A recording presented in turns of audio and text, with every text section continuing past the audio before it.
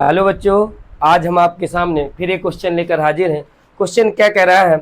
हमने कहा इसमें 3 पिंड दिखाए गए हैं। पहले पिंड का द्रव्यमान 5 किलोग्राम, दूसरे पिंड का द्रव्यमान 3 किलोग्राम और तीसरे पिंड का द्रव्यमान 2 किलोग्राम।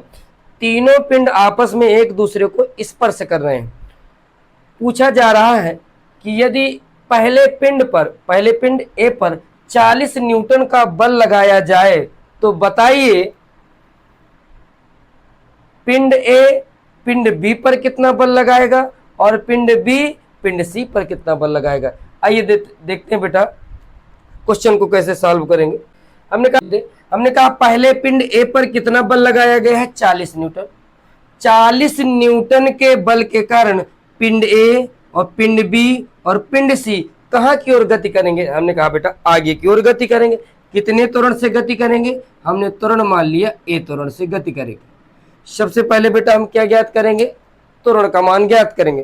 त्वरण जब भी ज्ञात करना हो, त्वरण ज्ञात करने का तरीका होता है बेटा त्वरण बराबर आप लिखिए लगाया गया कुल बल। हमने कहा तीनों पिंडों पर कितना बल लगाया गया है, तो आपने कहा 40 न्यूटन का बल लगाया गया है। 40 न्यूटन बटे कितने पिंडों पर लगाया गया है? 3 पिंडों पर लगाया गया है। तीनों पिंडों के द्रव्यमानों को आपस में जोड़ लीजिए। हमने कहा पहले पिंड का द्रव्यमान 5 किलोग्राम, दूसरे का 3 किलोग्राम और तीसरे का 2 किलोग्राम। 5 3 8, 8 2 10, 10 किलोग्राम को आप क्या कर दीजिए? भाग दे दीजिए। 10 को कितना होगा बेटा? 40। हमारे पास त्वरण ए बराबर आ जाएगा 4 मीटर प्रति सेकेंड स्क्वायर। अब हमें बेटा क्या ज्ञात करना? पहला पिंड ए पिंड बी पर कितना बल लगाएगा। तो हमने कहा बेटा देखिए, हमने कहा पिंड ए पिंड बी पर बल लगाएगा और बल को हमने किस रूप में दिया? प्रतिक्रिया। अब प्रतिक्रिया कितनी होगी बेटा? N1।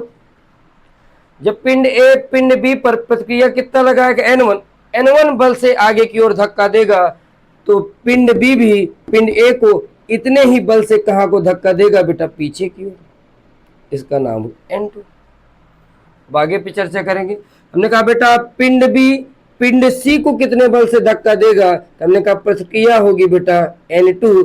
तो पिंड सी भी पिंड बी को पीछे की ओर कितने बल से प्रतिक्रिया देगा? हमने कहा N2। अब आइए चर्चा करते हैं बेटा। सबसे पहले हम देखेंगे पिंड सी के लिए। पिंड सी के लिए हमने कहा इसको अलग से बनाएं। यदि पिंड सी, हमने कहा पिंड सी पर कौन सा बल लग रहा है? क्या 40 न्यूटन का बल पिंड सी पर लग रहा है? आपने कहा नहीं। पिंड सी पर लगने वाले बल का मान कौन सा है? तो हमने कहा N2 सिर्फ बल लग रहा है। बल है N2। N2 बल के कारण यह पिंड कितने त्वरण से गतिशील था? ए त्वरण से गतिशील है। इस पिंड का द्रव्यमान कितना है बेटा? 2 किलोग्राम। हमने कहा बेटा N2 का मान कैसे ज्ञात करेंगे? हमने कहा बेटा N2 बराबर होगा N2 बराबर N2 एक तरह किसकी तरह काम कर रहा है? बल की तरह। N2 बराबर होगा किस पर लग रहा है? 2 किलोग्राम। कितने त्वरण से? ए। तो हमने कहा बेटा N2 बराबर होता है M इंटू ए।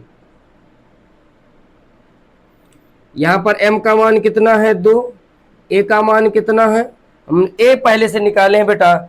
ए कितना है? 4। तो हमारे लिए N2 बराबर कितने न्यूटन हो जाएगा? 8 न्यूटन। अब बेटा हमें अब किसका मान चाहिए? N1। N1 निकालने के 2 तरीके हैं। दोनों तरीके मैं आपको बता रहा हूं। सबसे पहला तरीका है, जिस पर भी आपको बल लगाना हो उसको सबसे पहले आप काट कर अलग करिए। हमने कहा किस पर ज्ञात करना है? बी वाले पिंड पर। हमने बी को बना लिया। बी से पूछेंगे आप पर कौन कौन से बल लग रहे हैं? इसने कहा हम पर पहला बल लग रहा है N1। हमने कहा ठीक। इस पर और कौन सा बल लग रहा है?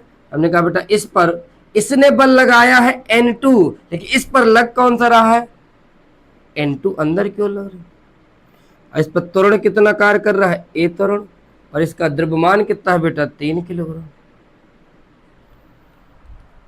पिंड कहां की ओर गतिशील है? आगे की ओर गतिशील।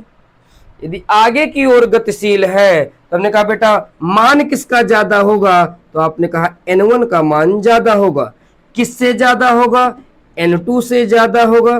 किसके बराबर होगा, तो हमने कहा बेटा जिस पर ये समस्त बल लग रहे हैं उसका द्रव्यमान इंटू क्या होगा बेटा, त्वरण। N1 का मान चाहिए, N2 का मान हम कितना निकाले बैठे हैं 8 बराबर 3, A का मान कितना है बेटा 4, तो हमारे पास N1 बराबर आ जाएगा 12, और ये उधर जाएगा कहेगा बेटा प्लस का, कितने न्यूटन आ जाएगा 20 न्यूटन। हमें किसका मान चाहिए था, N1 का मान चाहिए था, और किसका मान चाहिए था बेटा N2 का मान चाहिए था। यदि हम लोग N1 का मान डायरेक्ट निकालना चाहे तो देखिए बेटा कैसे निकालेंगे, इसको देख लीजिएगा। आप जब N1 का मान डायरेक्ट निकालना चाहे तो N1 के आगे जितने भी पिंड हो उनको एक पिंड मान लीजिए। हमने कहा बेटा हमारे पास जो ऐसे बल कार्य कर रहे हैं इस प्रकार के हमने दो पिंड कार्य कर रहे थे, दोनों पिंडों को हमने एक पिंड मान लिया। पहले पिंड का द्रव्यमान 3, दूसरे का 2, तो 3 2 कितना मान लिया बेटा 5 किलोग्राम आगे की ओर लग रहा है, दोनों को जोड़कर हमने मान लिया। इस पर प्रतिक्रिया बल कितनी लग रही थी, हमने कहा इस पर लगने वाले बल का मान कौन सा है, तो हमने कहा बेटा N1 लग रहा था। इस N1 के कारण ये पिंड चल कहां की ओर रहा था, तो हमने कहा आगे की ओर, कितने त्वरण से, A त्वरण से। हमने कहा बेटा N1 का मान कितना होगा, तो हमने कहा N1 बराबर होता है, ये बल लग रहा है और कोई बल नहीं लग रहे, तो हमने कहा N1 किस पर लग रहा है 5 किलोग्राम पर, और कितने त्वरण से A, तो N1 बराबर होता है M इंटू A। हमने कहा M का मान 5 है और A का मान कितना है बेटा 4 है, और 5 4 कितना होगा, 5 को हुआ 20 न्यूटन। हम यहाँ से किसका मान निकाल लेंगे N1 का, ये किस तरह बेटा सीधे हम ज्ञात कर। आइए चर्चा करते हैं क्वेश्चन नंबर 2 पर। क्वेश्चन नंबर 2 क्या कह रहा है, 10 किलोग्राम द्रव्यमान का एक पिंड चित्रानुसार लटकाया गया, F1 व F2 के मान ज्ञात करें। इसमें दो रस्सी हैं, दोनों रस्सी को एक दूसरे से दोनों दीवालों से कनेक्ट करके एक 10 किलोग्राम के पिंड को नीचे की ओर लटकाया गया।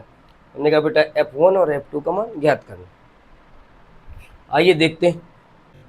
हमने कहा बेटा इसको हम अलग करेंगे। हमने कहा सबसे पहले ये दीवार है, इस दीवार से एक जो रस्सी है कितने कोण से झुकी हुई है, 30 अंश के कोण पर झुकी है, जिस पर बल कितना लग रहा है, हमने कहा F1 बल लग रहा है। इसमें कितना बल लग रहा है, तो हमने कहा F1 बल लग रहा है। कहाँ क्यों लग रहा है, ऊपर क्यों। सबसे पहले हमारा उद्देश्य होगा ये जो F1 है, मैंने कहा बेटा इसको डॉटेड करके यदि मैं बना दूं ऐसे डॉटेड करके, तो ये वाली रेखा और ये वाली रेखा आपस में कैसी है, तो आपने कहा समांतर है। यदि दो समांतर रेखाओं को एक तिर्यक रेखा काटती है, तो यदि ये 30 अंश है तो ये भी कितना होना चाहिए, 30 अंश होना चाहिए।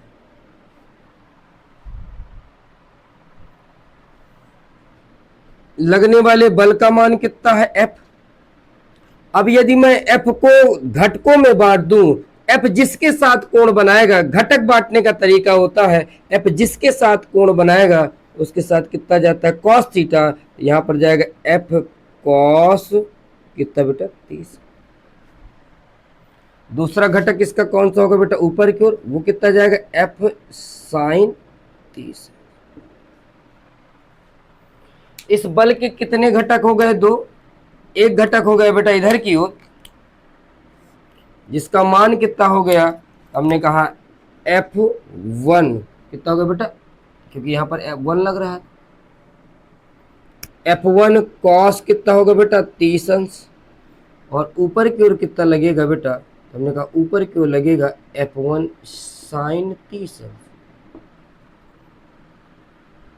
और ये 10 किलोग्राम का पिंड नीचे की ओर बल कितना लगाएगा, तो हमने कहा बेटा mg, m का मान कितना है 10 और g का मान इंटू जी हमने 10g का, g का मान 10 ले लेंगे तो 100 न्यूटन का आ जाएगा। चाहे तो हम 10 और 10 का गुणा करेंगे तो 100 न्यूटन का बल नीचे की ओर कार्य करेगा। हमें किसका मान चाहिए, F1 और F2 का मान चाहिए। हमने कहा बेटा साम्य अवस्था में ऊपर वाले बल नीचे वाले बल के बराबर होता है। हमने कहा बेटा F1 sin 30 किसके बराबर हो जाएगा बेटा 100 के। हमने कहा F1 साइन 30 का मान कितना होता है 1/2 आएगा कितना बेटा 100। और हमने कहा 100 के साथ किसका कैंची गुणा करोगे 2 का, F1 बराबर कितना आ जाएगा 200 न्यूटन।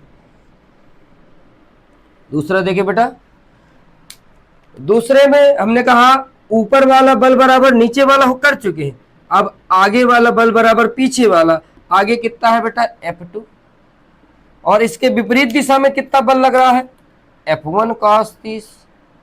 F1 cos 30 हमें F2 का चाहिए। F1 का मान कितना है बेटा 200 और cos 30 का मान कितना होता है √3/2। 2 से कैंसिल करेंगे तो F2 बराबर आ जाएगा 100 और बगल में क्या हो जाएगा √3। हमें पता है √3 का मान कितना होता है बेटा 1.732। इसमें मल्टीप्लाई करिए कितना आ जाएगा 17 32 00 कितने अंक के बाद 3 अंक के बाद 173.2 न्यूटन। हमें किसका मान पता चल गया बेटा F1 और F2 को। Thank you.